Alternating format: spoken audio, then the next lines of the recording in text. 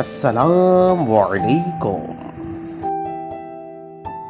اچھا آپ یہ دیکھ سکتے ہیں بھائی، اس میں یہ پیاز ہے، زیرہ ہے، کڑی پتہ ہے، نمک ہے، پسی ہوئی مرچیں ہیں، ٹماٹر ہے، ہرا دھنیا ہے، پودینہ بھی ہے، اور نیمبو اور ہری مرچیں۔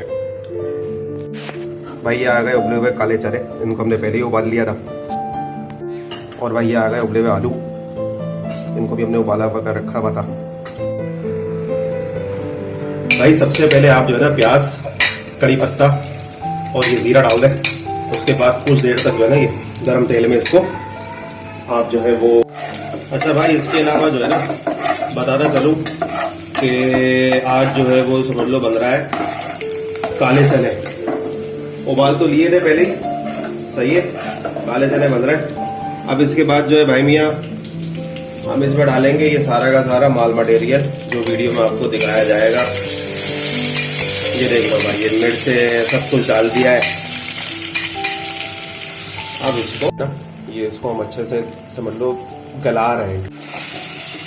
بھائی دیکھو ٹماٹر سارے کے سارے جو ہے نا بالکل گل چکے، اور اب ہم اس میں ڈالیں گے کالے چنے پہلے، جو ہم نے دکھایا آپ کو ابلے ہوئے کالے چنے جو ہے۔ یہ دیکھ لو بھائی، یہ ڈل گئے کالے چنے ابلے ہوئے۔